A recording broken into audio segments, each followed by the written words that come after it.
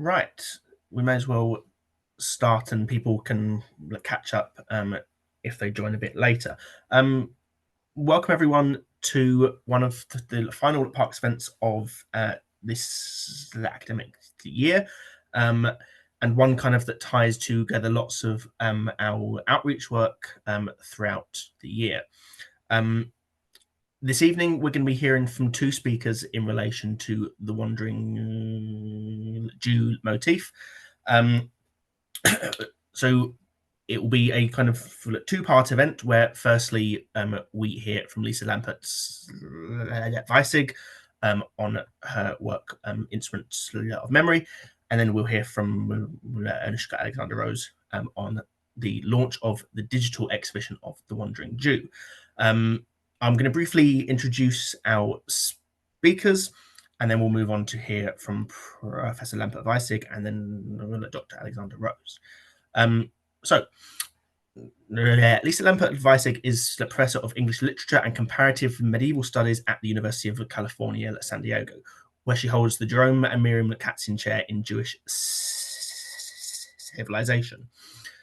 She is the author of Gender and Jewish Difference, From Paul to Shakespeare, Medieval Literature and Postcolonial Studies, and most recently, in 2024, Instrument of Memory Encounters with the Wandering Jew. So for about the first 25 minutes, we're going to hear from Professor Lampert-Weissig.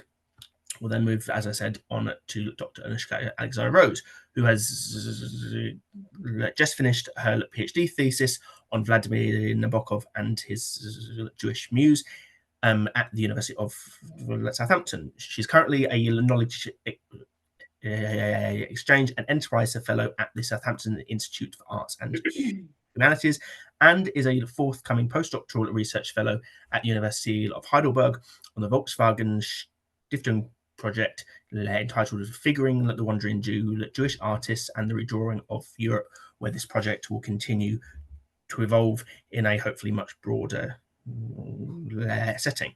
So I'm going to hand over to Professor Lampert-Weissig, and we'll hear from you, and then we'll move straight on to Anushka, and then we'll take questions from the audience afterwards. So I'll hand over. Thank you very much.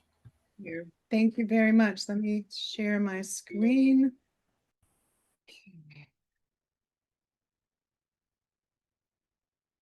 Okay.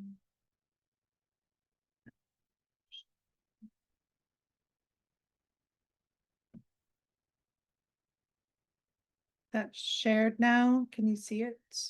Oops, I'm not seeing it myself. Oh, goodness. This was so easy when we practiced. Okay. All right. Can everyone see my first slide? Opening? Yep. Yes, we can see it now, yeah. Thank you very much for your introduction and for the invitation. It's very meaningful for me to present my work at the Parks Institute. When I was a graduate student and I first became interested in medieval Jewish relations, Professor Parks's now classic, The Conflict of the Church and Synagogue, was one of the first books that I found. And that work and Parks's ethical commitments continue to inspire me. The Legend of the Wandering Jew is a fascinating product of early Jewish-Christian relations. For those not familiar with the legend, it recounts that as Jesus made his way to Calvary, he paused along the way and asked to stop and rest in front of a man's home. The man harshly refused him. In response, Jesus bestowed a curse. The man would henceforth be unable to die, doomed to wait for Jesus until Judgment Day. According to the Christian tradition of the legend, this encounter with Jesus led the man to convert to Christianity. Immortal, he now roams the earth, telling all he meets of the Passion and of other events that he has experienced firsthand since that time. The legend circulated orally for centuries, and artists, writers, and thinkers from around the world have engaged with it through works of literary, musical, visual, and plastic art, as well as polemic, journalism, and philosophy.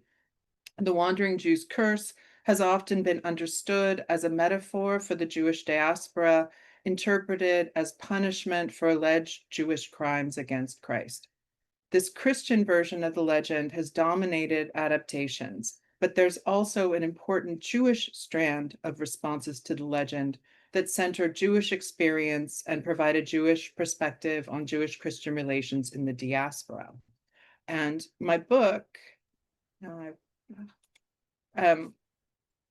looks at a number of these, and you can see some of the range of text Lisa, we've lost your PowerPoint. Oh, lovely. Okay, let me see how, hold on. I'm gonna back. All right, so am I still sharing screen? No, I don't think so. I wonder how I did that. Pardon me.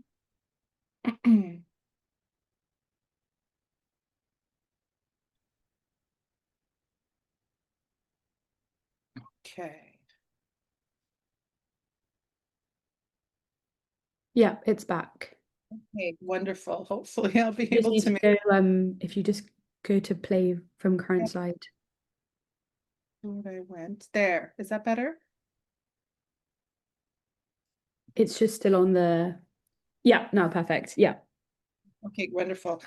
So it looks at how important medieval and early modern versions of the legend have influenced the tradition from the 13th century through to novels published in 2018. Most studies of the legend's history attempt encyclopedic coverage. I approached the legend a little differently. I selected what I saw as some of the most significant adaptations and dove deep into the context of each in a method I've come to think of as deep dive diachronic. I'm going to speak briefly about the medieval origins of the legend and how they shaped my project, and then consider how Jewish creators have taken up the legend. It was these works that came to interest me the most, and I'll focus today primarily on some of the Wandering Jew writings of Heinrich Heine. So this next image that you see here is from the most important extant written source that we have of the Wandering Jew legend. It's from the 13th century Chronica Maiora, created by the English Benedictine monk Matthew Paris, the chronicler of St. Albans. Matthew illuminated the manuscript in his own hand, and you can see this image that he drew of the Wandering Jew facing a young, energetic Jesus who carries the cross aloft with grace. The Wandering Jew, Matthew tells us, was alive at the time of the Passion. He is a living witness of that event, and therefore, for Matthew, he is an important sign of Christian truth. There's so much that I could say about Matthew Paris's Wandering Jew, this image, its historical context, and if you become interested, I have a whole chapter on it in my book. Right now, I just want to focus on how I came to interpret Matthew Paris's Wandering Jew and where it led me with my project. So I argue that for Matthew, the Wandering Jew is like a Christian relic, not a literal relic like the Shroud of Turin or the Crown of Thorns, but a living witness of the Passion who is no longer truly a person, but who comes to be something between a person and an object. From Matthew's perspective, the Wandering Jew exists to serve as proof of the Christian past. One way I came to this thought was through my deep dive method. So rather than assembling just isolated examples of the legend, which is usually how these longue durée studies of legend have been done, I wanted to put examples into context. So in its 19th century edition, the Chronica runs about 3,500 pages. And what I'm showing you here is just one of the pages of the manuscript. And you can look at these online yourself. The Parkes Library at Corpus Christi College, Cambridge has digitized all of its important manuscripts. And so I just pulled this from their website, this huge illuminated manuscript. And so what I did was try to think about Matthew's Wandering Jew. He has 2 entries on it in the context of all of the things that he has to say. And I came to find the text, which is a vast storehouse of early English history. It starts at the creation and goes through to 1259. There's a lot about English history. He created some of the first maps of England, and there's some very nasty anti-Semitic conspiracy theories in there as well. And in looking at the whole chronicle, I was struck by the prominence of relics in Matthew's text. They're a crucial part of his faith, of 13th century Christian devotion. And I think they shape not only a vision of this particular Jew, the wandering Jew, but they can help us understand how Christian theology, and particularly the temporality of Christian theology, views Jews more generally, not as people, but as signs of the past meant to signify a Christian future. And Parks puts this very cogently when he spoke of the Jew as a, quote, theological necessity rather than a living person, unquote. And this image that I'm showing you here is King Henry III in 1247 installing some of the holy blood at Westminster, a very important event for Matthew that figures very largely along with other relics in the text. And so because of this idea of the wandering Jew as a kind of relic, as a being who's no longer truly his own person, but who exists as a sign of the passion, I think we can see the outlines of this idea of the Jew as a kind of living letter of the law. Some of you might know the book by the important historian Jeremy Cohen, who takes that title, Living Letters of the Law, from the Christian thinker Bernard of Clairvaux, which understands the Jews as living bearers of the so-called Old Testament, or in this case, the wandering Jew is a living witness to the Passion. This perspective doesn't really take Jews as human agents, but as signs. And you can see in Matthew's image of the wandering Jew and its striking contrast between a young Jesus and an old wandering Jew, that distinction between something old and left behind and something new and moving towards a future. And you even get, think a little bit of sense if you look at the position of the feet of the two figures. Jesus is sort of moving forward, the wandering Jew, and his position is kind of emphasized by that mattock he's holding. He's stuck in place. So there's this sense of the Jew as old, as a sign of the past, and in the way that the story is portrayed, this is also figured in the wandering Jew's memory. His whole memory, his personal memory, becomes identical with the memory of the Passion, and his whole purpose of his existence becomes to share this memory with believers and become a sort of a Christian teaching sign. So if relics are numinous objects of a holy past, the wandering Jew becomes a living memory of the Passion. So Matthew's Chronica circulated widely in print, and this is the 16th century print edition, and it served as the inspiration for the other key early wandering Jew texts, the Kurze Beschreibung, a brief description and narration regarding a Jew named Ahasuerus. That's how that translates. This German pamphlet from 1602 gives the wandering Jew one of his best known names, Ahasuerus, or in German Ahasver, and which, while it transforms him, as I discuss in my chapter on this pamphlet, into a Lutheran wandering Jew, it retains the legend's medieval focus on memory. Ahasver endlessly rehearses the Christian past to all he encounters, and this is again co-equal with his personal memory. This insight is where the title of my project comes from, Instrument of Memory. What I've come to find most striking in the Christian versions of the Wandering Jew legend is this focus on memory and how the Wandering Jew is portrayed as haunted by the memory of his encounter with Jesus, with his failing, with his sin. He's fixated on the Passion, which becomes the major turning point between the two faiths, a moment focused on as an alleged crime of the Jews against Jesus.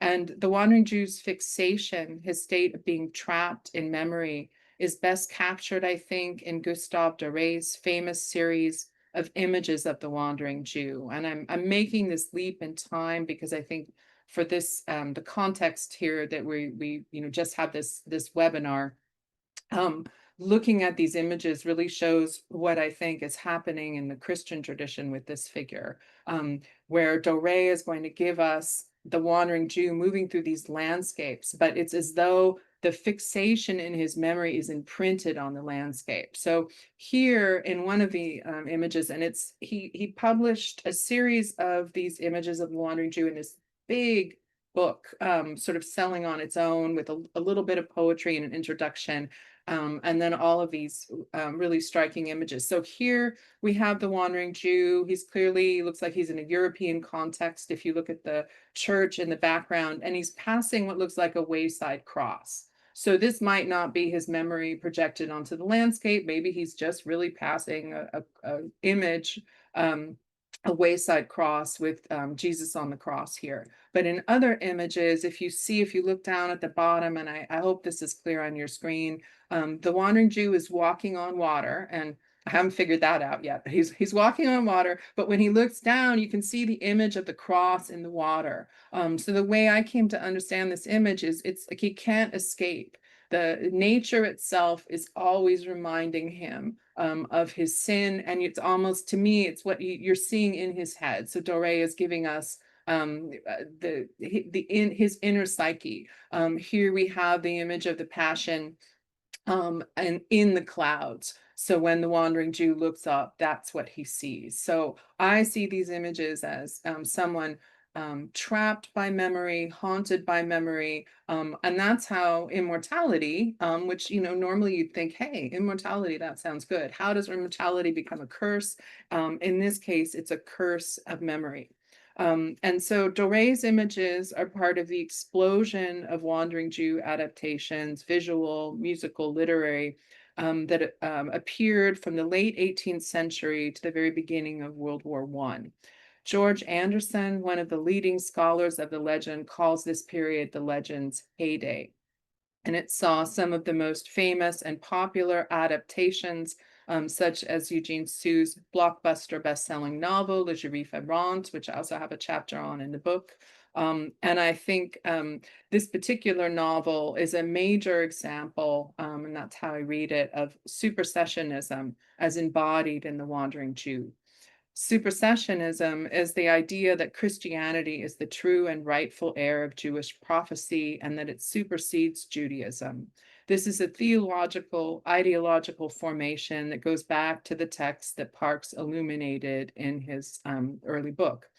And we can discern it in comments like this one from November from a pastor from Austin, Texas, although he's actually originally from where I'm living, San Diego, who calls himself a Christian nationalist.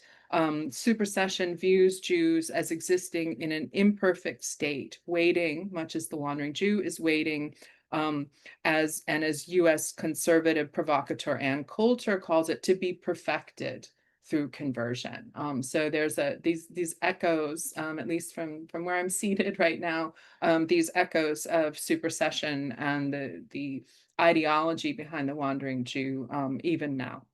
But I want to turn away from the trajectory of this wandering Jew tradition, the Christian tradition, which I go into in depth in the book, to talk about what really ended up captivating me and taking my attention away from this earlier tradition, which was the Jewish response to the legend. And with some exceptions, especially the path-breaking work of literature scholar and folklorist Khalid Hassan Rokem and art historian Richard I. Cohen, the sort of long history of Jewish reactions and adaptations of the legend has been much less studied. This Jewish response, I argue in my book, also centers around memory, but not within the Christian supersessionist frame, but through Jewish memory traditions. And the beginning creative voice, I think, in this trend is the great poet and writer Heinrich Heine, who was born into a Jewish family in Dusseldorf in 1797. In his 20s, Heine chose baptism in the ultimately fruitless hope of obtaining a university position, something barred to Jews by German law at the time. He immediately regretted his choice. In an 1826 letter to his close friend, Jewish intellectual Moses Moser, Heine shares his agonizing realization that even baptism cannot, quote, wash away his Jewishness in his fellow Germans' eyes. He illustrates this point with a vivid vignette. Nestled by the hearth, a mother retells the wandering Jew legend to her children. As the frightened children listen intently, the blast of a passing post horn breaks through the forest calm. Aboard the post coach sit Jewish merchants on their way to the famous Leipzig fair. This scene connects the eerie, eternal wandering Jew with ordinary Jewish tradesmen like Heine's own father. Heine calls these men Schacharjuden, which can simply mean Jewish tradesmen, but also can be translated as Jewish crooks. This word choice subtly indicates how Christian anti-Semitism melds together centuries-old Christian prejudice against Jewish commerce with alienating myth like the Wandering Jew story. Such tales, passed down between generations, perpetuate Jewish exclusion. Of himself and Moser, Heine writes, we are the heroes of the tales, but we don't know it ourselves. No barber can shave away the white beard whose edge has been blackened again by time. Despite their high degrees of assimilation, including Heine's conversion, Heine sees both himself and Moser as unwitting Jewish protagonists in Christian told tales. This is Heine's first imagining, or the first written evidence we have of Heine's imagining of the wandering Jew's black tip beard, a physical feature that provides a sharp contrast to the long white beard we saw in the Doré images, or to the cane-like mark described in roughly contemporary works like Matthew Lewis's The Monk from 1796. And I don't know if you can see sort of the blazing cross on the forehead of the wandering Jew in the center here from this famous Gothic novel. So for Heine, this distinctive beard with the black tip symbolizes not only immortality, but the indelible nature of diasporic Jewish identity. It serves as both a positive sign of Jewish observance and a distinguishing sign used by Christians to further isolation and discrimination. We can spot the wandering Jew by his beard in brief later appearances over Heine's career. He figures nowhere more powerfully than in Yehuda ben Halevi, published in Heine's final poetry collection, Romancero, in 1851. And this is Hal Draper's translation on the right. This wandering Jew is not a convert. He is a Jewish pilgrim lamenting the loss of the Second Temple. In Heine's poem, a childhood encounter with the wandering Jew inspires the great medieval poet Judah Yehuda Halevi to journey to Jerusalem. Heine has Yehuda Halevi recounting what the wandering Jew is saying here. So this is in the voice of the wandering Jew, where the soil still glowed with radiance from the footsteps of the prophets, where the air was still imbued with the eternal breath of God. What a lamentable sight, once cried a pilgrim, whose long beard flowed down silver white, though strangely at its tip the hair was growing black again, and almost seemed to undergo rejuvenation. So, and the pilgrim is described here. Yes, a curious looking pilgrim must this man have been, whose eyes held 1,000 years of sorrow, and he sighed Jerusalem. Heine's depiction of a meeting between Yehuda Halevi and the wandering Jew transforms the wandering Jew legend from a Christian conversion story into a story of Jewish faith. In Yehuda ben Halevi, the voices of the wandering Jew, of Halevi, and generations of Jewish worshippers blend together in a lamentations tradition that reaches back through to the Psalms. Heine depicts this poetic heritage as endlessly rejuvenating, just like the wandering Jew's black tip beard. Prayer, song, and faith endure despite suffering and loss, forming an endless chain of which the poem and the poet Heine himself becomes a part. And what's most remarkable, I think, is, and this is the argument of my chapter on Heine, is that Heine shifts the focus of memory, of the wandering Jew's memory, from the Passion to the Churban, to the destruction of the temple, and makes a Christian memory focus into a focus of Jewish memory. Heine's representation of Jewish voices in Yehuda ben Halevi is mercurial. shifting continually between individual and collective and past and present. This stunning poetic effect is perhaps purposeful, but could also be due in part to the conditions of its composition. Struck with a debilitating illness in 1847, Heine was completely bedridden during his last years. His final poems, created through a haze of pain and opium, stand as a remarkable testament to his talent and his will. During this last difficult phase of his life, Heine's contemporaries observed, sometimes critically, that he had returned to Judaism. Heine's response: he did not need to return to Judaism because he had, in fact, never left it. Heine's quip comes to us secondhand, but I see it supported in his treatment of the Wandering Jew. Heine's insight into the Wandering Jew legend in that early letter provides a Jewish perspective. In just a few deft sentences, Heine shows how Christian views of Jews as mythical converts or simple merchants render Jewish individuals as hollow objects of fear and scorn. In response to this unending prejudice, Heine's final treatment of the Wandering Jew transforms him from an object to an agent who speaks for the Jewish collective. This Wandering Jew is a thinking, feeling being whose singular yearning contains that of generations. In Heine's verse, the legend's Christian triumphalism becomes a mere ripple within a large, rich, resilient, and never surrendered heritage. Discovering Heine's vision for the Wandering Jew was a turning point for me in working on my project.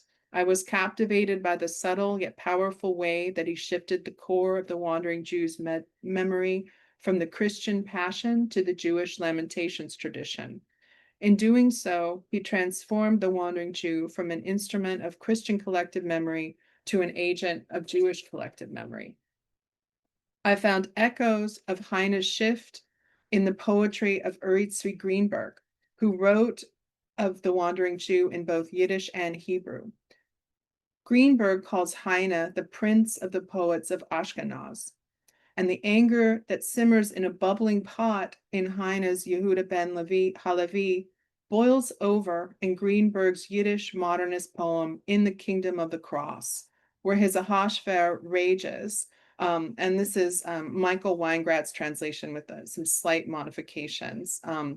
Of course, I hate you all, a hate that reaches to my fingertips, a hate that sets my limbs afire with the poison of this unsaid truth.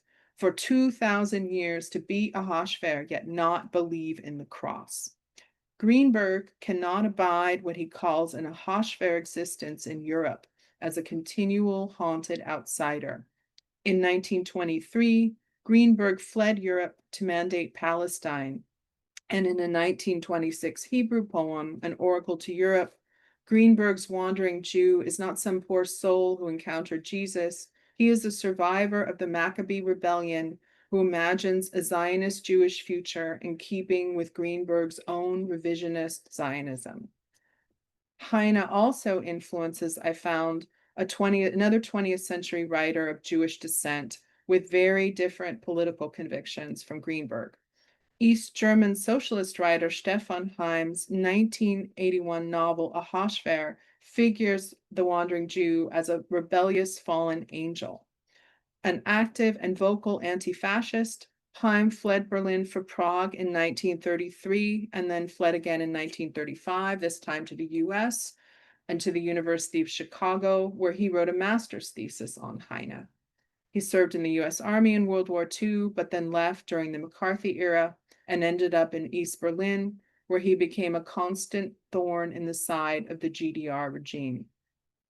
His novel Ahasver, with the Wandering Jew as a rebellious fallen angel, this fallen angel continually speaks truth to power and encourages his good friend, Reb Yeshua, Jesus, to do so as well. Heim's work reflects not only his values as an ardent socialist, but also draws on Jewish legend and responds to the GDR's collective amnesia about German anti-Semitism and the Holocaust. In my project, I explore these Wandering Jews and others created by Chagall, Sholem Asch, Dara Horn. All recast the legend in a way that centers Jewish experience and Jewish memory. They take on not just a specific figure, the legendary character of the Wandering Jew, but the very form of the legend. Modern Jewish interpreters of the Wandering Jew legend reject a supersessionist vision of Jewish-Christian relations. They present the radical perspective that Jews are not instruments of Christian theology, but agents with full personhood and their own multiple and complex worldviews. As I mentioned, oh, there's the Hashver. My book treats works published as late as 2018, and that would be Eternal Life by Dara Horn and Sarah Perry's novel Melmoth. I'm honestly not sure about the future of the legend. I'm delighted about the exciting exhibition that Dr. Alexander Rose has put together, which I'll actually get to see in person in July in Glasgow. And I also want to make a plug for a new translation that's coming out of Alexander Dumas' Isaac Lakedem, which is another Wandering Jew legend, which hasn't had a good translation in English. And I don't know if Paul is in the audience here, but that will be coming out this summer. What new works will be created, I don't know. But my sense is that the most creative and powerful of these will draw on the strand of the legend begun by Heine. The Wandering Jew is a legend about the past, but I think its future is Jewish. Thanks.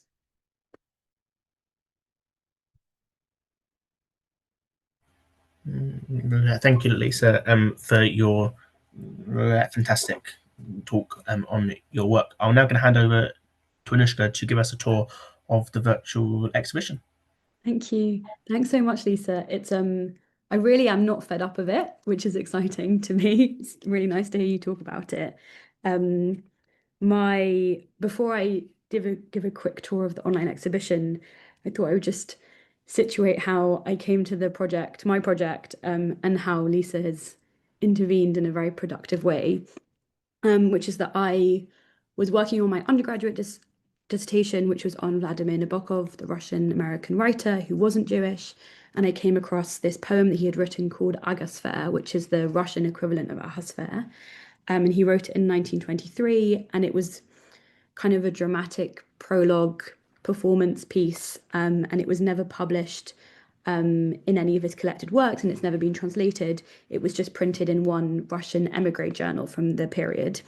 So I thought this is quite interesting, and I'd never really thought about the legend before in a critical way.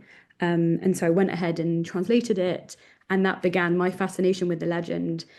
So quite an interesting, different route into it than Lisa's. But it was through Nabokov and through this idea of how a Russian emigre author might be interested in the legend. What is it that is captivating him?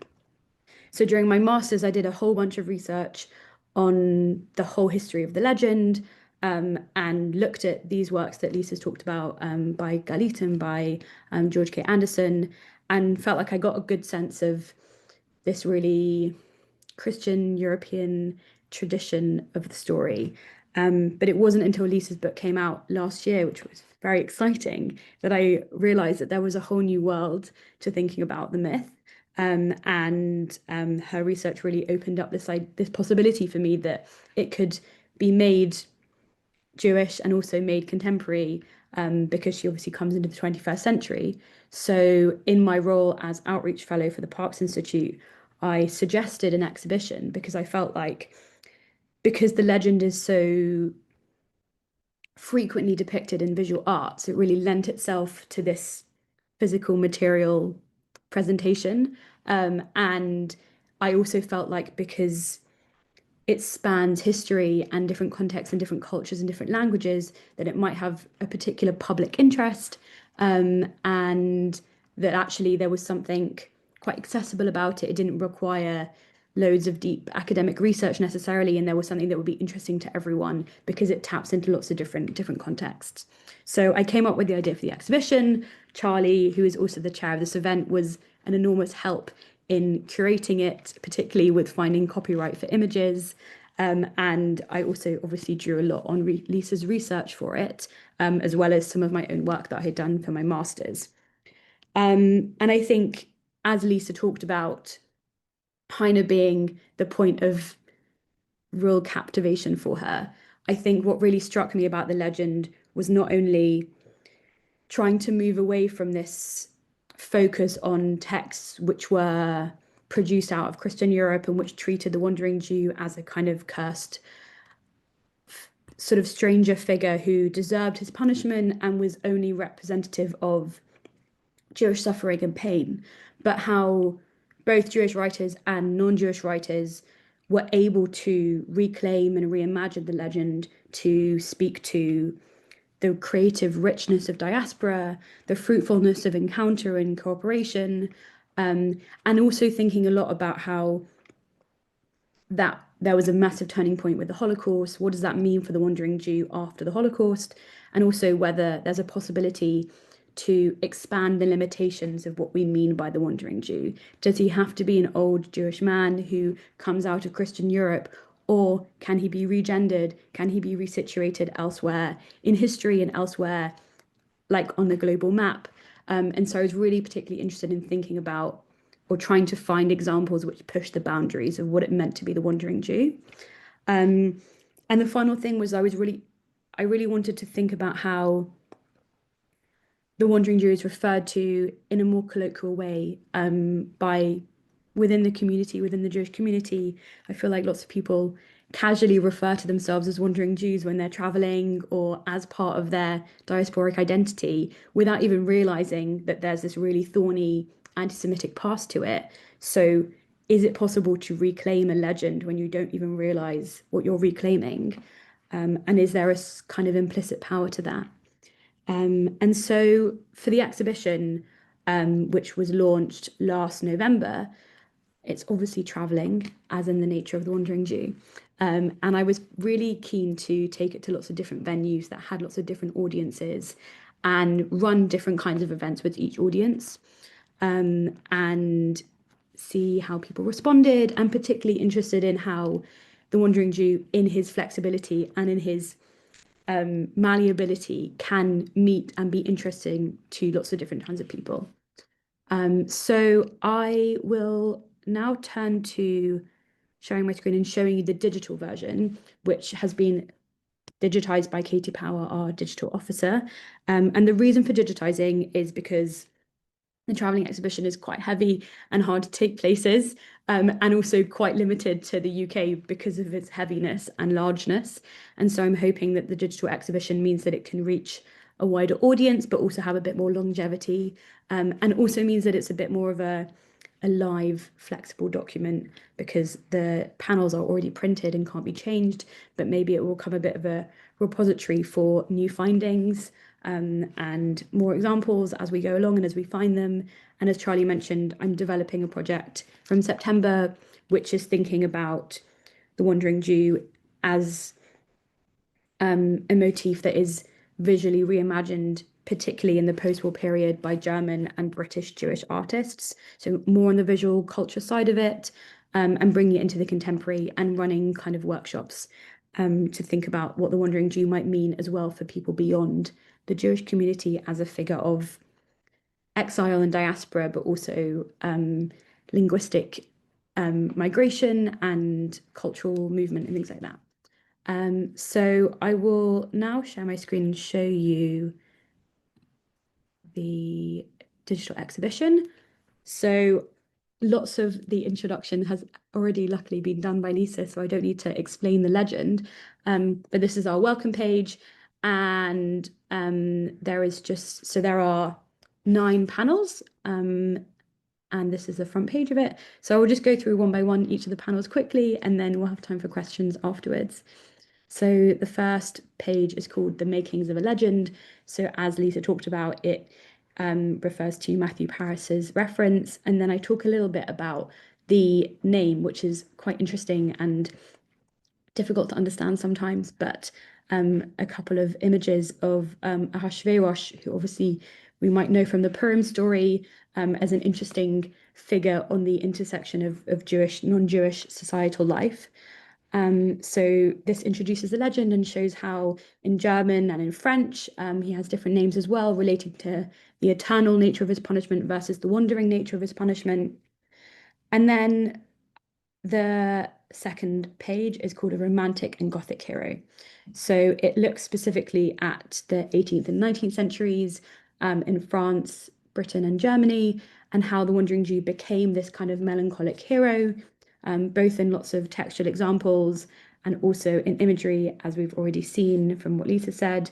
And here is a odd kind of Dutch board game, which is about the Wandering Jew, which is in there mostly for humor purposes, but just to show how ubiquitous the Wandering Jew became in this period as a figure of wandering and of romance. And then the next panel is called The Eternal Jew. So it looks at how the Wandering Jew was picked up particularly within the Yiddish cultural revival. So we've already heard about Rose-Marie Greenberg's poetry, but also a wonderful poem by Esther Shumiacha Hirschbein in a poem called Albatross, which was published in a Yiddish journal, and a little bit on how the Wandering Jew was also used in Yiddish theatre of the time. So there's some examples, both from lots from the UK, with the Wandering Jew repositioned as this figure of a kind of a new biblical history, and specifically speaking to the Second Temple period.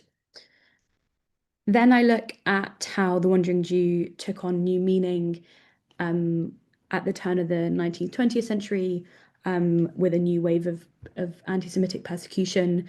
So there's a quote from a story by Ilya Elf and Yevgeny Petrov, who were Soviet writers who positioned the Wandering Jew particularly in the wave of pogroms, and a really astounding, although difficult, image from Samuel Herschenberg, this painting, which looks like it could be from the Nazi period, but is actually from 1899. And a couple of more examples. Joseph Roth used the Wandering Jews for his famous journalistic essay talking about Jewish refugees in the 20s and 30s. And I think it's an interesting example of how the Wandering Jew is quite often used as a phrase, even if it's not a direct reference to the legend. It comes to encompass general Jewish migration, movement, persecution. And then here is an example from Rabbi Dr. Abraham Cohen, which is particularly from our Parks Institute archives, where he used the Wandering Jew in a sermon from 1940, particularly to respond to the rise of Nazism in Europe, and promote Zionism as a way of resisting persecution. And then this is one of my favorite panels. So it's called Rewriting Origins, and it makes reference to Heine, as Lisa's already talked about, this Yehuda Ben Halevi poem. But I also include a few other writers and artists who come from more ambivalent backgrounds, where their Jewishness and their Christianity is kind of at odds with each other.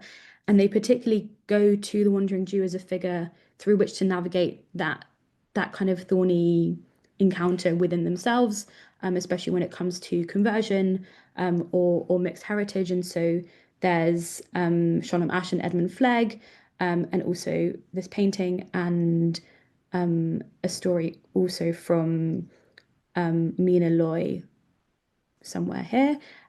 So that shows how the Wandering Jew holds this really interesting, unique position, speaking to both a Jewish and a Christian cultural understanding. And then we move to the 30s and 40s, and there's a couple of panels which treat the Wandering Jew in his context around the Holocaust.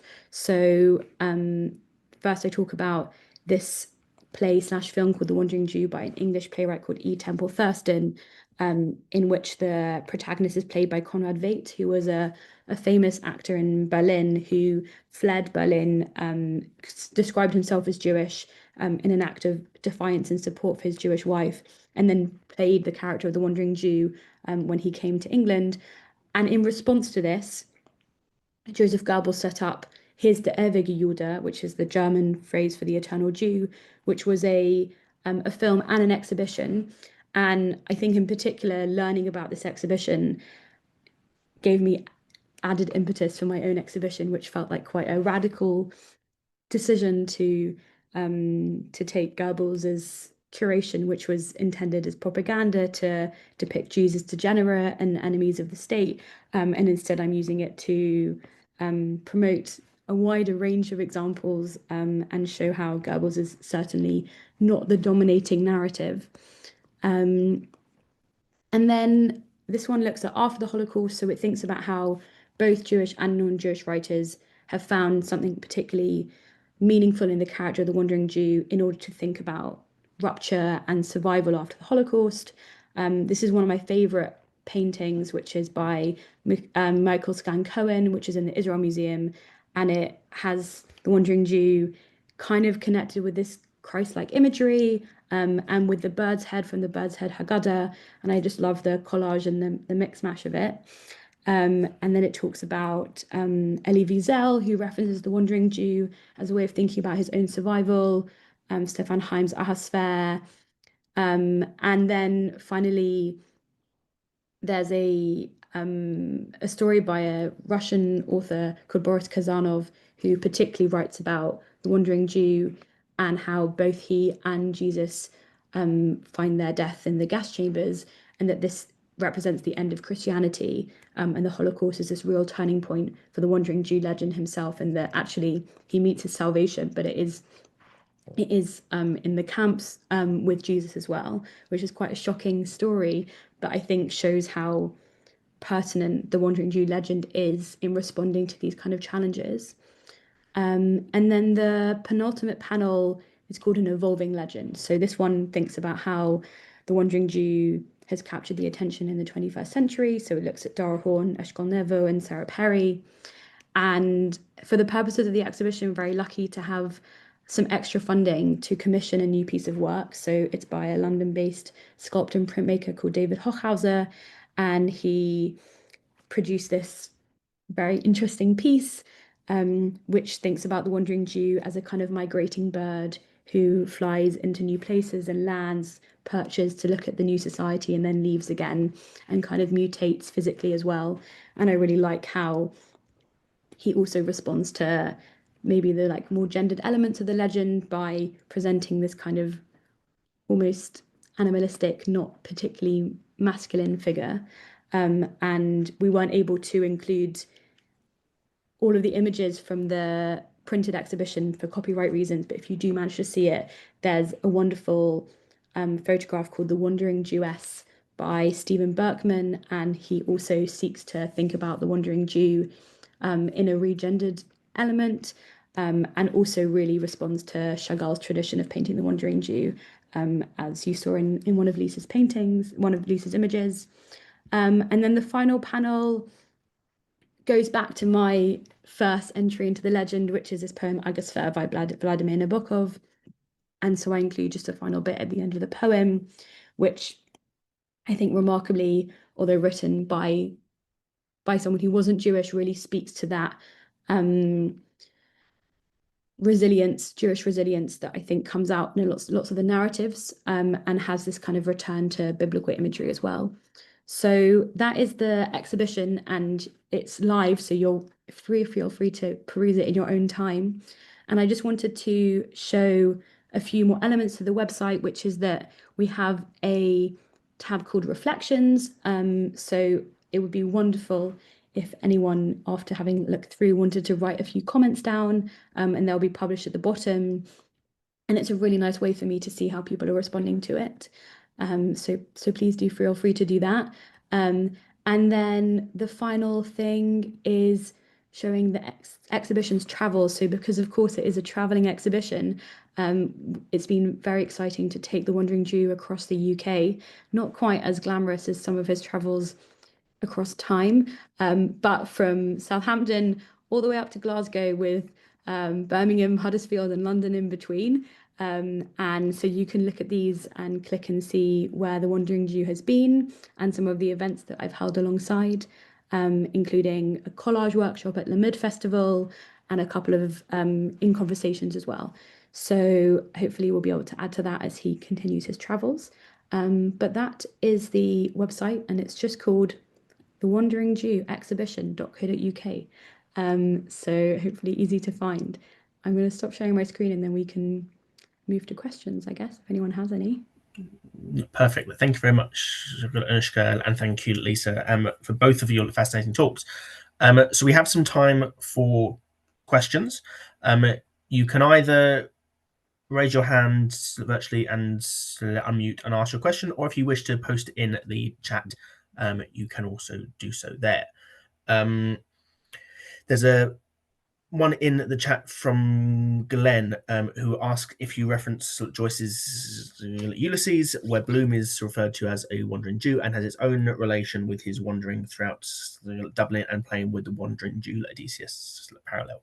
So I wonder if either of you wish to comment on Joyce and Ulysses. Can I say something first? Yeah, go for it. Okay.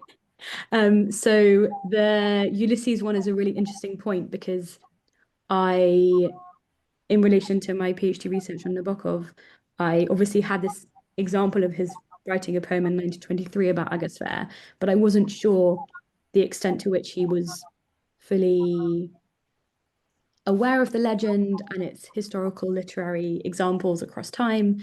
But in Nabokov famously did a big translation of Alexander Pushkin's Eugene Onegin, and in that he has a really because Onegin makes a reference to the Wandering Jew as well, and Byron's fabled Hebrew wanderer. Then Nabokov in his index has like a 3 or 4 pages summary of lots of different examples, and at the same time, in an essay or lecture that he gave about Ulysses, he references Joyce's use of the Wandering Jew, and he says that Joyce wanted to find a figure which reflected his own outsiderness, his own exilic outsiderness. And he talks about Joyce being a black sheep in the fold, and that the Wandering Jew was a perfect example through which to represent his own outsiderness. And so there's definitely a sense of the Wandering Jew in the same way, perhaps, that he is picked up by Romantic era writers, possibly being picked up by Modernist era writers to think about indeterminacy and modernity and mobility, and being an outsider, that I think Joyce uses and then Nabokov recognizes in Joyce, which was definitely very helpful for me to see. I don't know, Lisa, if you had anything more direct to add. Well, just what's so interesting is the way that it we can use the Wandering Jew to understand different cultural movements like modernism or romanticism. So the connections that you're finding there and thinking about, I mean, there's Greenberg's modernism and the way that it's responding. There's sort of a global modernist movement, and another way to think about the usefulness of looking at these legendary figures is the way that these different writers are responding to them. But I didn't end up diving into Joyce, so I don't have anything a particular read, but I was always astonished by how many connections there are, and this is what you're picking up between Nabokov and Joyce there. So the writers are often very aware of other works and are connecting to them and alluding to them, and it's this beautiful puzzle. And then when you connect it to the individual circumstances of each creator, I found that fascinating, maybe a little more fascinating because I trained as a medievalist initially, where you just don't know that much about people's life histories, and so there are letters, and so that's that is exciting me to think more about Joyce and the way that he uses that figure. Thank you both. Just to say, the link to the exhibition is in the chat if anyone does want to look at it while we're talking now. I'll tab 2 questions to look at, just because it'll be easier to do, I think. Arthur Oppenheimer asks if there's a connection to the Mark of Cain, referring to the Cain Abel story. And then Michael has commented that another trope that is found across cultural products is the Jewish woman. It's sometimes eroticized or demonized. Is the Wandering Jew seen as the other because he's considered coming from the Orient? So I suppose broader questions there about the gendering of the figure and how that kind of fits in. So yeah, well, two questions. I don't know who wants to take it first, but Lisa, do you want to take Cain? Yeah, sure. But there are definitely connections with Cain going all the way back into really the medieval period, but even connections from patristic writings. And maybe the I do have some about that in my book going into a little more depth on that. But maybe the most striking in relation to my presentation would be that image that we had from that late 1700s novel The Monk, where there's that cross on his forehead. So this idea of being marked, you find that across the images, and this sense of the wandering Jew as a sinner, and being marked and put in perpetual exile for that. And it intersects in really interesting ways in Christian theology and connections between the Jews and Cain.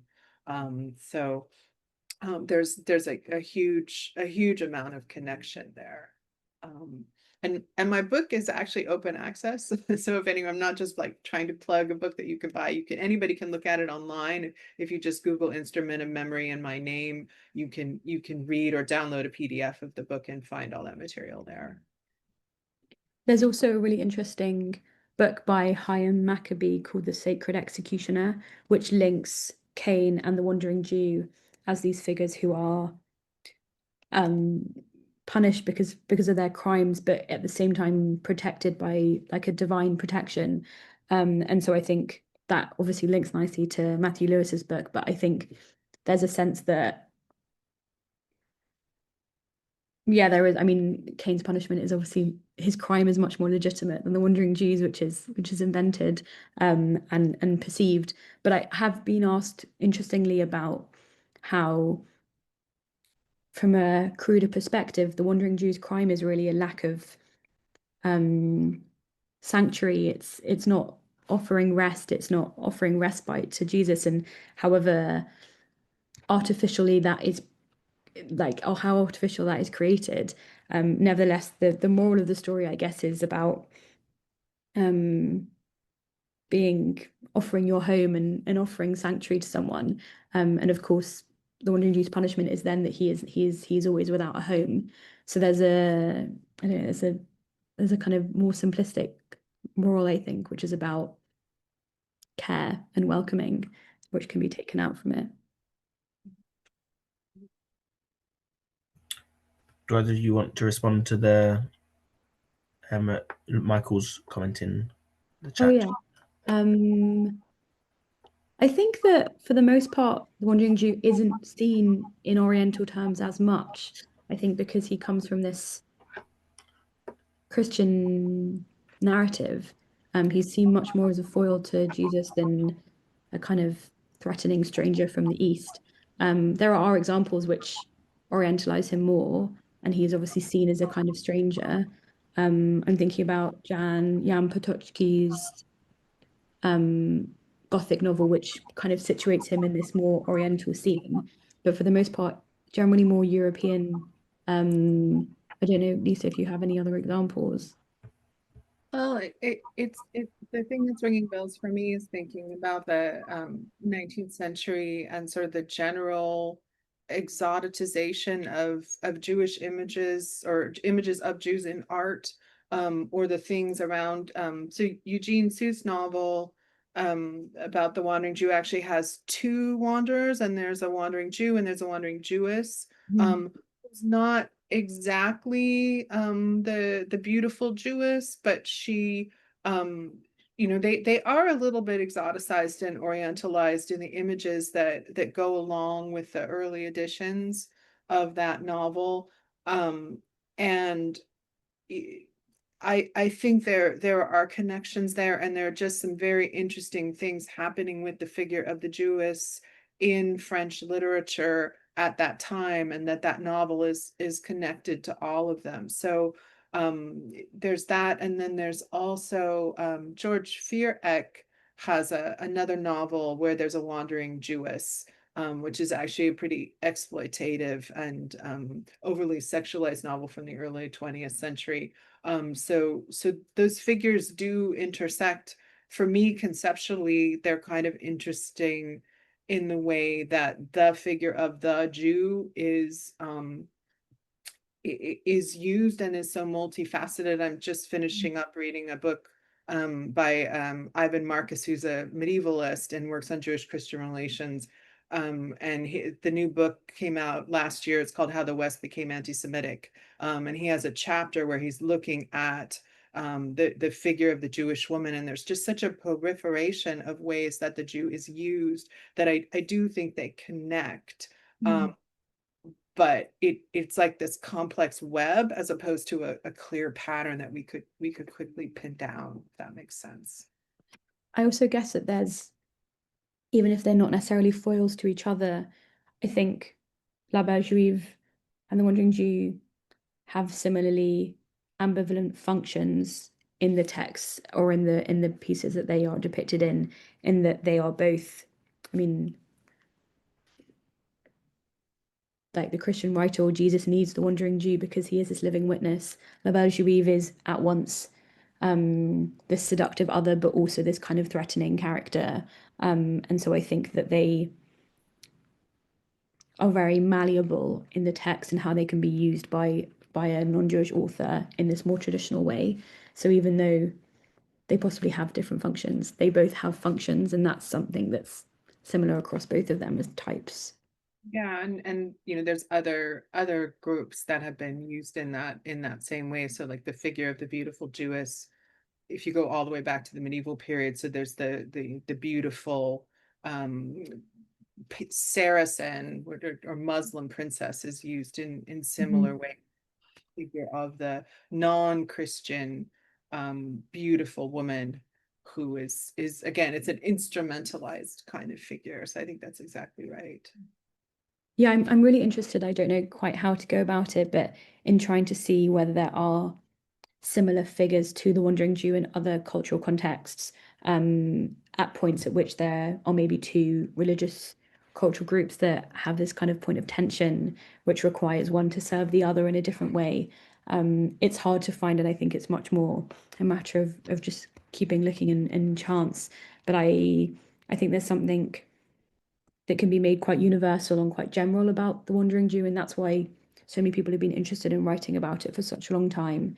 And so I'm curious to see whether there are other examples that can be found that tease out different points of contact and different kinds of historical challenges.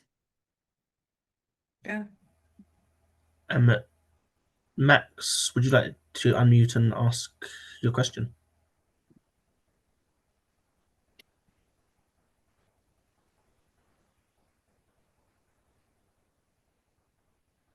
Max, you there? There's a comment in the chat which talks about George Eliot and the Orientalized figure of the Wandering Jew in Daniel Deronda. Max is having audio trouble. If you type it in the chat, Max, I can come back to you in a minute. In the meantime, I just wanted to ask a question based on something that Lisa just said and something that Anushka was asked when we went to the Holocaust Centre North about the singularity of the Wandering Jew. We mentioned that Eugene Wiltshire has the Wandering Jew and the Wandering Jewess, but in the vast majority of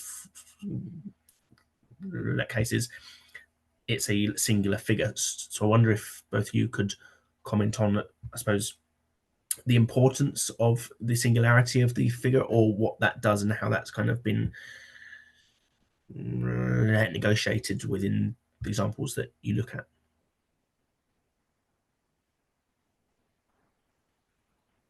When you say singularity, do you mean that the story is just so striking and unique? No, I mean that there is a wandering Jew. There are not wandering It's a lone figure, right?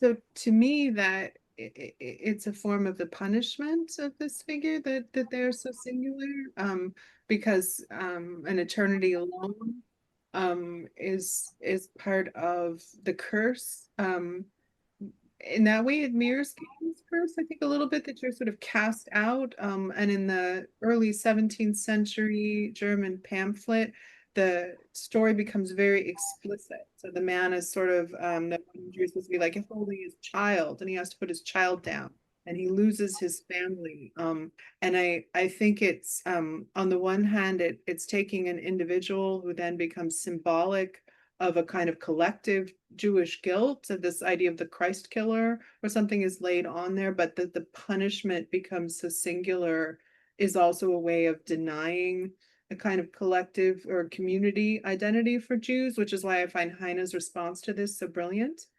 Because if you look at that poem, there's a way that he's talking about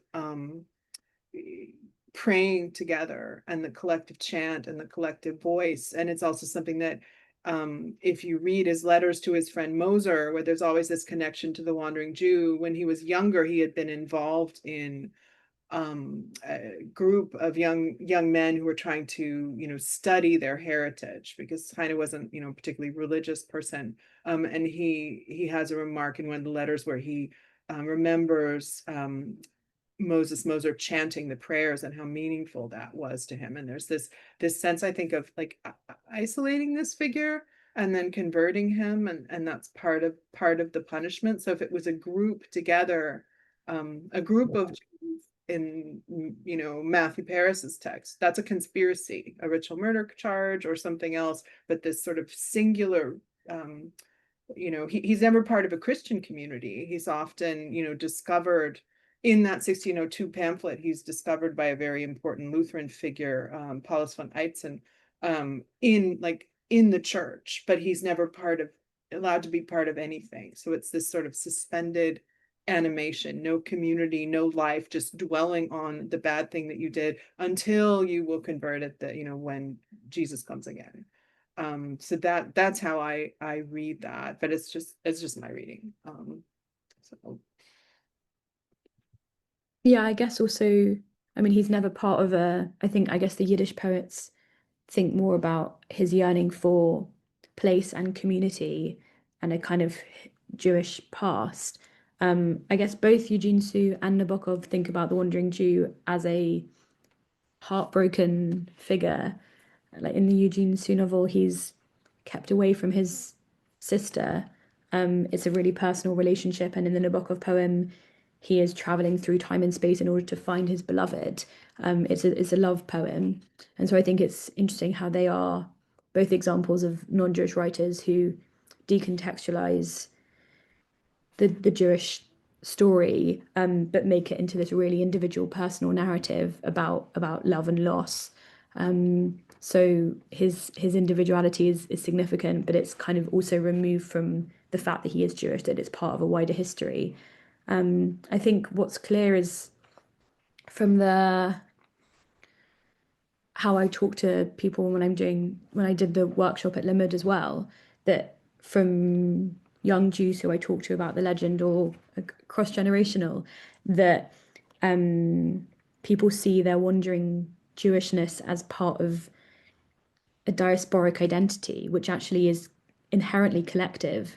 It's not, oh, I'm a wandering Jew because I'm not in my homeland. It's we are not together, or we are together, but we're away from something else. And so I think part of the move from, as Lisa said so succinctly, from object to agent is also this kind of making it into a collective identity rather than an individual identity. And I'm really curious to see, well, part of the project that I'm starting in September also involves commissioning some new artwork by Jewish artists to speak to the legend in the 21st century. And I'm really interested to see whether there is any interest in speaking to it as a more collective, plural figure rather than a soul kind of wanderer. So we'll see what happens there. Thank you both. Max, let's try again. Sorry about that. Can you hear me now? Yes, I can. Yeah, thank you. Sorry, I'm navigating baby twins running around as well. So yeah, really great talks. Thank you so much, Lisa and Anushka. I think what's fascinating, it's really relevant for me in my doctoral research, which is around Jewish identity, and it's an art practice based project that's particularly using movement practice. And so thinking about movement and Jewish identity is really central. But one of the things that I thought was, I was wondering if you guys had thoughts about, but it might be completely out of the sort of scope of this, but the kind of post-structuralist feminist philosophy around, well, from Gilles Deleuze and Bray Dotty most recently, about nomadism, and this idea of like that actually it's a real the notion of being a nomad is a kind of an approach, a political approach that is important and to be desired. And Sander Gilman kind of critiques it as like not acknowledging kind of forced movement, becoming refugees, or in Jewish case of becoming part of a diaspora.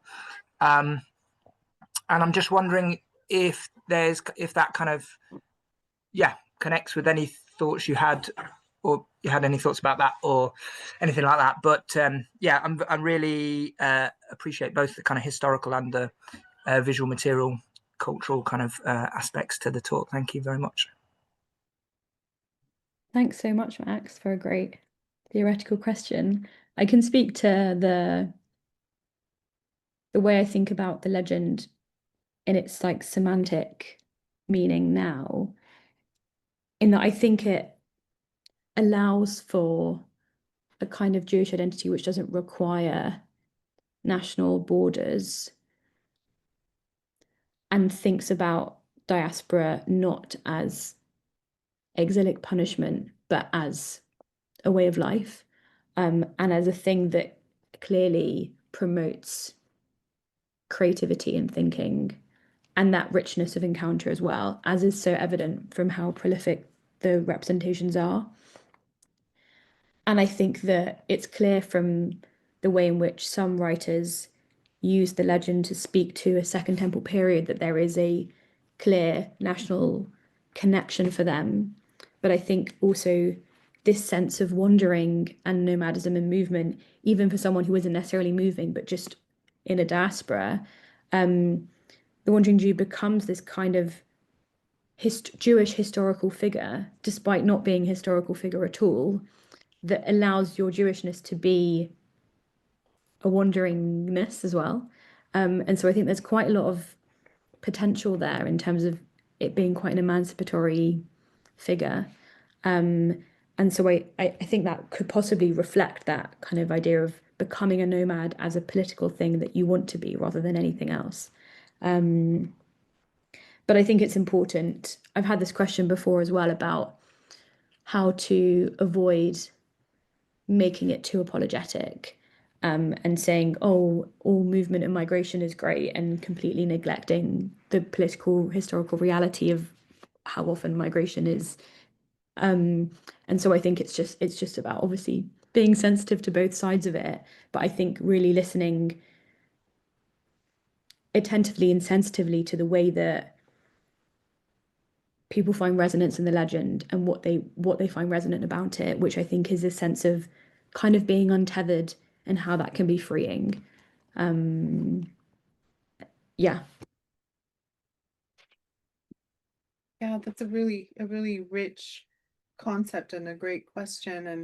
And I mean, when I was trying to speculate on where the legend is going, I think that question of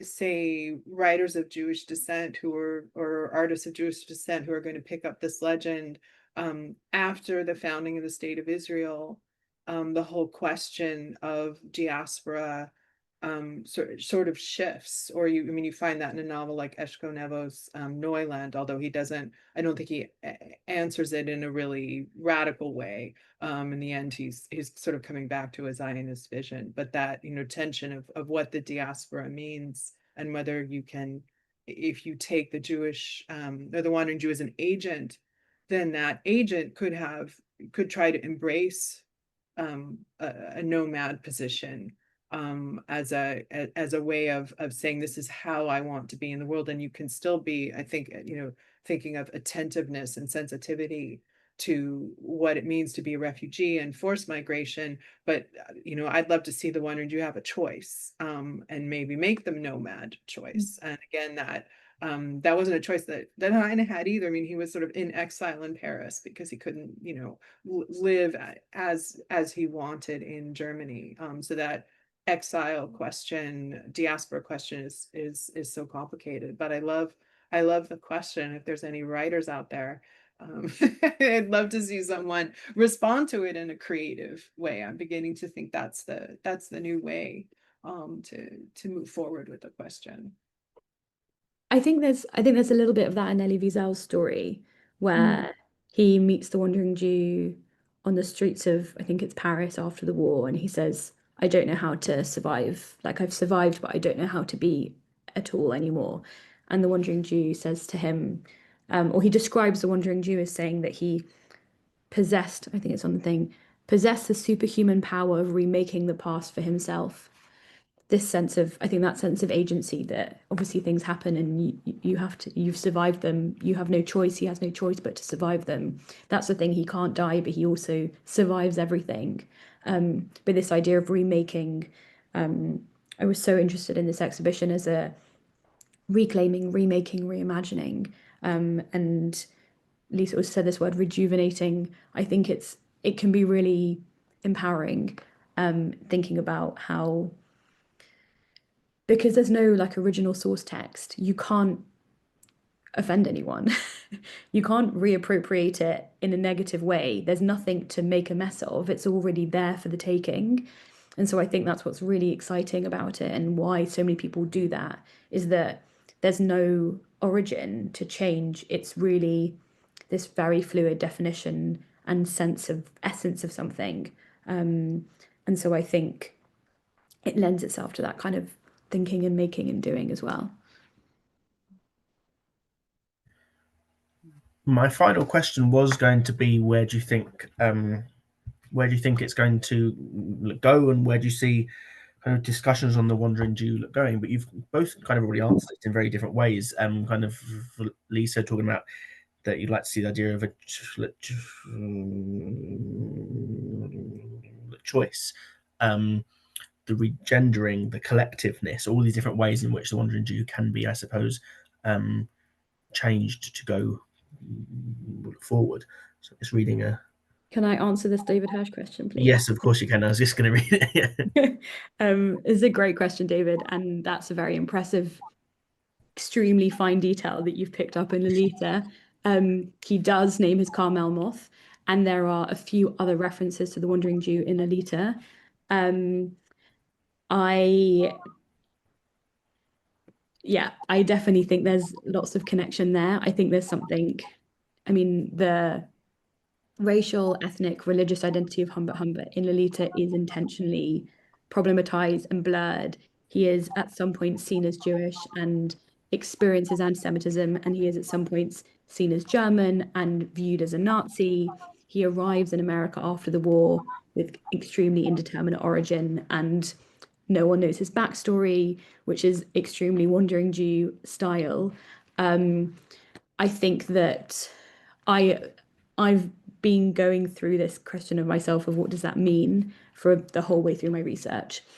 And I think that it shows that for Nabokov, Jewishness is a device that plays with things. And for Humbert, he is this ultimate blurring of victim and perpetrator. He's meant to test your morality as a reader. But I think that the Wandering Jew is this really interesting character through which he can be seen, in that he has this ambivalent, is he a criminal to be punished, or should we be sympathetic with him? And where does he really come from, and how does he fit amongst different parts of society? I think that's why when Nabokov writes about Ulysses and the Wandering Jew as used by Joyce as this idea of the ultimate outsider, I think that's why he's using it. But the Melmoth reference is definitely there on purpose. And yeah, it's clear that that's on his mind in the 50s and 60s. And then there's lots more to be said about it. When my PhD thesis is online, you can read it. And there's all sorts of things in there. But that's a great thing to pick up on. So yeah. I think it also ties back to Professor Ziri's comment about Balzac, because Balzac also picks up on Melmoth as a novel and then ties it in to, you know, the human comedy. So this Melmoth is sort of this strand that comes off of the Wandering Jew tradition and then goes back and intersects with all of the other strands, you know, through Nabokov and in other ways as well, like Sarah Perry's 2018 novel Melmoth. So there's this fascinating network where each artist is bringing something new and tying things back in really interesting ways. Oh, actually, maybe we can just do this last one quickly. Yeah, go for it. Yeah. So Just there's wanted- a final question in the chat from Catherine Collard Slipaloo. So,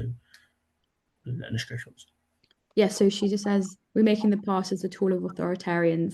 Is the goal in part to recover truth and establish justice? So I think this is an interesting question, especially one that I've been thinking about in terms of where the exhibition goes, because all being well, the exhibition will go to Westminster Abbey in the autumn and Winchester Cathedral next Easter. And both of those venues are interesting sites because of as Christian sites to host the exhibition.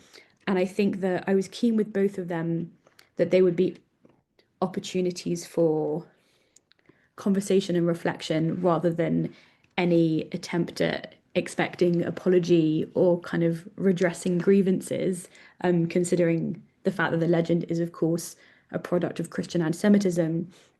And I think that there are so many examples which show how Christianity and Judaism come together in the figure, and show this kind of closeness and encounter, not always a hostility.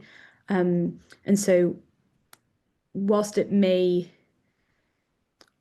is this kind of optimistic goal for that kind of recovery, I don't think that there's an aim to establish justice in the sense that requires punishment or apology from anyone. It's far too long ago to have any of that. And I think the same with recovering truth. Of course, it's a legend. Of course, it's a myth. I think it's funny actually that Lisa showed that screenshot from Twitter, because I do now and then type the Wandering Jew into Twitter to see what people are saying, and people are saying weird things about the Wandering Jew on Twitter. So clearly, clearly he's still out and about as a character that anti-Semites are interested in using, and as a kind of trope of Jewishness that justifies being an outsider and being kind of pernicious and criminal. So there's definitely resonance today. But I think that I personally don't see the legend and my interest in the legend as something which is an activist apology seeking practice. Yeah, it's freedom in making art. So the freedom to make art is an anti-authoritarian tool. And I think of Stefan Heim, like that image I had of him, he was addressing a crowd. I've seen it estimated at 500,000 people at Alexanderplatz right before the wall came down. And his Ahasver was a redress. His novel was specifically speaking back to something that was happening in the GDR at the time. And so rather than recovering truth or establishing justice, I just want to see the possibility for people to continue to speak and have conversations, as Anushka is saying, and that artists, come from so many different perspectives. I can't think of two perspectives more opposed than Greenberg and Heim, in many ways, although they might have agreed on some things, but that I just want to see people continue to make art, and have I love the exhibition as this traveling way that people will hopefully respond to, internally, and then making more art, making more conversation. That's to me the important thing. Yeah, there's a just to add quickly before we end, there's an amazing piece of like art piece by an artist called Leah Gordon called Carnival, and it's a photograph essay set at a carnival in Haiti, who apparently are really interested in the Wandering Jew. They call him Le Juif Iran, and they see him as this figure, a powerful figure who fights against imperialism and helps them understand their like colonial legacies, completely divorced of any Jewish, Christian, anti-Semitic narrative whatsoever, but really a figure of resilience, which has somehow traveled all the way there. And so when I found that, I thought that was amazing. And you should all look them up. The photos are incredible. And I think, yeah, shows that there's something about the Wandering Jew that is captivating, and it is his resilience and this myth making and this possibility of reclaiming, which I think has great potential, not just for Jewish artists and thinkers, but around the world. Thank you both for your answers there, because that kind of answered what I was intending on asking earlier about where it goes and how we kind of see it now. So thank you very much, both of you, for your kind of eloquence and your kind of interest in the subject. So I will end the event there. So thank you very much to both of you. Thank you for everyone for listening online. And you can find the link to the exhibition in the chat there. Just to quickly say, the Parks Institute has one more event this year. The book a book launch at October Books for Professor Tony Kushner's new work, The Jewish Peddler, which is next week, I believe. So if you're interested, you can also go to that too. Thank you very much to both of you, and we'll finish there. Thanks so much, Charlie. Thank you. Bye-bye.